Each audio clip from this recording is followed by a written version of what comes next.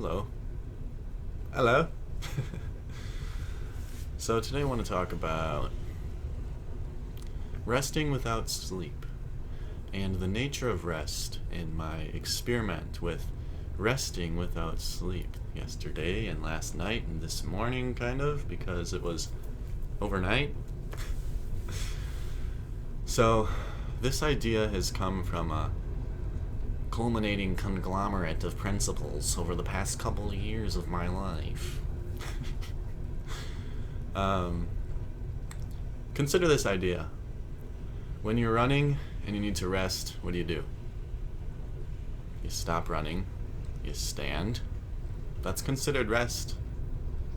Let's say you were standing at a concert for 5 hours straight, you want to rest, what do? You come home and sit. That's relative rest. You've spent all your day in an office job, you need to rest. What do? You come home and lay down. That's rest. You've laid down your whole day, I don't know what you do then. Okay, so this is also going to be a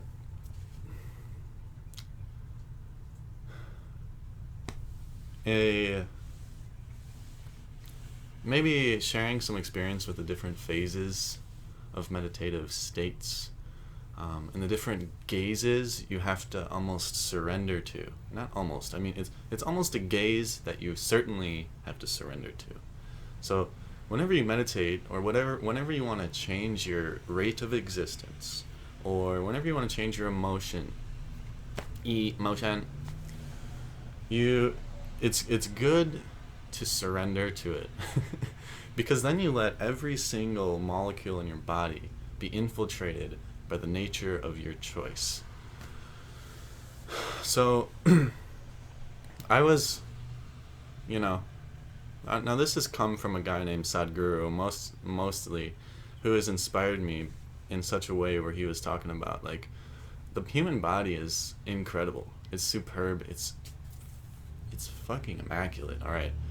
And for us to need 8 to 10 hours of sleep, he was suggesting that this is actually an incredibly inefficient machine. We're engineering our body in such a way that is very inefficient. You know, whether it's the way we're living is too exhausting, or the places we're living in is too stimulating, like this fucking Chicago suburb has cars driving by all the time and trains going a block away. I've been sleeping like 10 hours a day. It's insane, just to like get away from the noise. I've been staying up later into the night because it's quieter and I just enjoy quiet.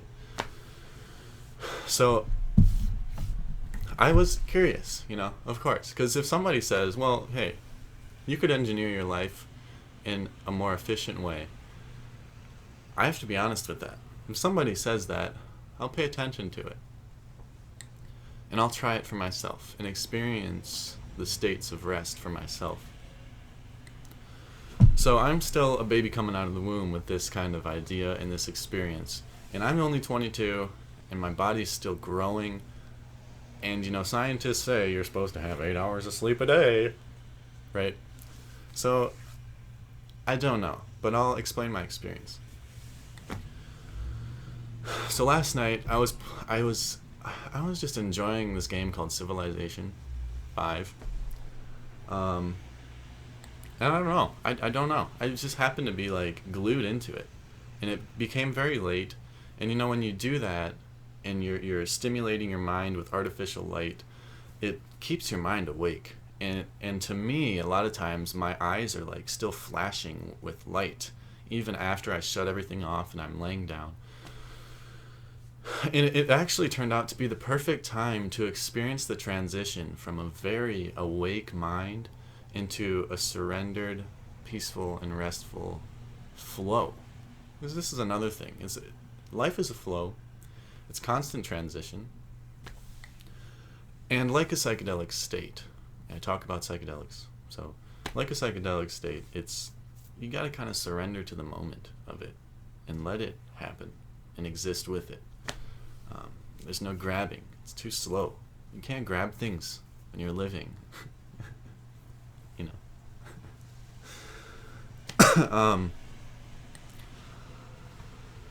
So anyways, I began surrendering to what I know to be rest. The idea of rest, the culmination of my experience, that which was rest, I was existing as it.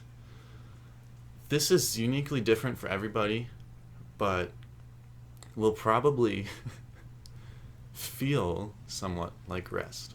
Okay? And I also was letting myself experience the rest in any way it decided to.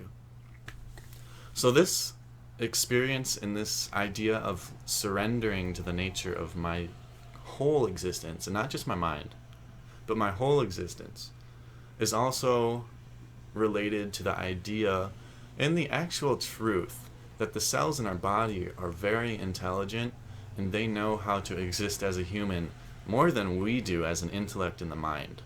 Because you think about it, we don't even know how an orange turns into the cells of our body. Yeah, we know some things about the process, but the simple idea that I can eat a mango and an elephant can eat a mango, but we don't turn into a mango, and we don't turn into the same thing. There's an intelligence in our cells that is existing somehow. So this is kind of part of the inspiration where I was like, you know what, we do have an incredibly intelligent body that goes beyond the mind. And so perhaps, just perhaps, maybe we can be awake and still be in a restful state. And I experienced that. So I've been sleeping 9 to 10 hours a day over the past week. And last night, I slept about 7.5. But with about an hour of this restful, meditative state prior to my sleep. What ended up happening is I was sitting here. I made this little bed on the floor for tonight, you know? And I essentially, it's part of a relaxing process too. So I was actually experiencing more rest while doing activity than I was sitting here and playing a game.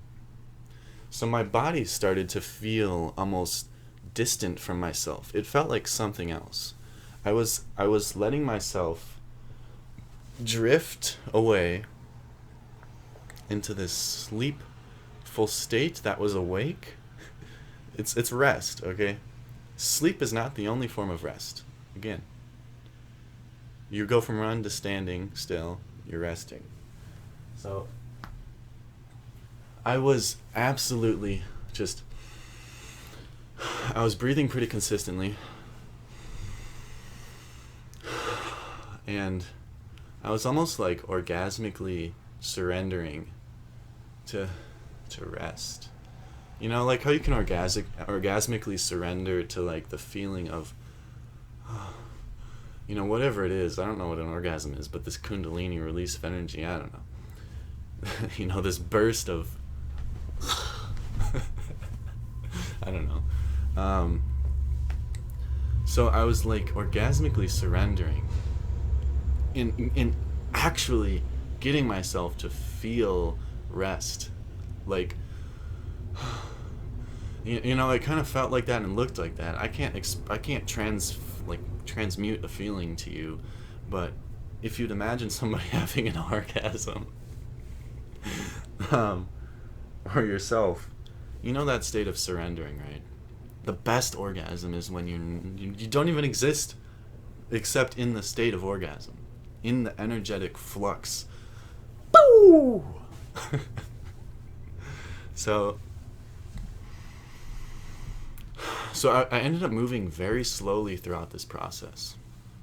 Now, I have no way to explain this. Again, I'm coming out of the womb, I'm like tasting the air for the first time, and I'm looking at all these bright lights and shit, and people are staring at me.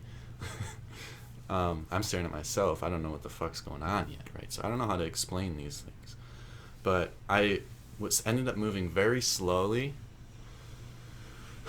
and effortlessly, purely refined to the flow of knowing, almost as if you would imagine a shape, it was purely fluid, no edges to it. There's no sharp turns to it.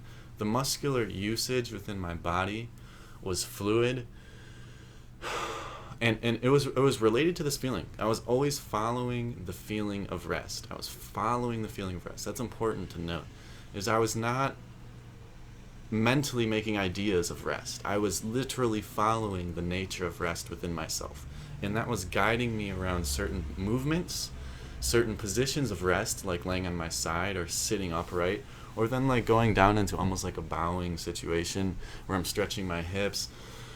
Sometimes I'm just stretching this, and like, imagine what stretching does. It feels good in general, to say it simply. It also loosens things up, which then helps you flow more fluidly. So the energy can move more fluidly around the body. So this is just one phase of life. This is just one kind of gaze into the experiential possibility of momentary existence. That's what existence is. Moments. So I imagine with this kind of surrendering to a feeling, you could also go into any feeling. Energy. I haven't experimented with this, but I'll try it for a moment. Like,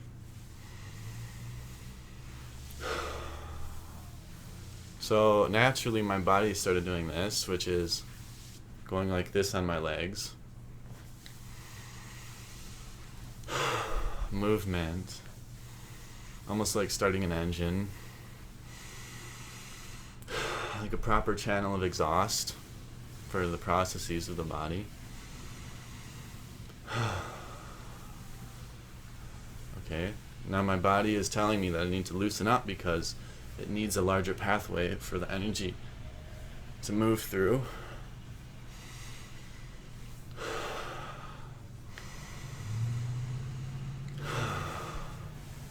So it's almost like letting yourself be possessed by a feeling, by an emotion, by a phase. And something even, something super interesting to me is this process and fluid transition from wakefulness to sleep, where almost psychedelically, again, it's in the experience of this vision inside the third eye thing, it's like fluid morphing plumes of colorful energy and they kind of just morph around in there. And eventually, from my experience, as I've just throughout my life now, as I've gotten closer to sleep states and I'm still awake, things become more cartoonized. A thought creates a universe of experience in its own way, like a dream, where whatever you're doing in your experience goes there in a dream, or it gets created without effort.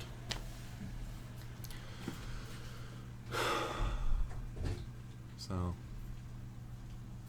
yeah, try it out the states, different rates of experience. This is just the first night, and I'm going to keep experimenting with it even throughout the day.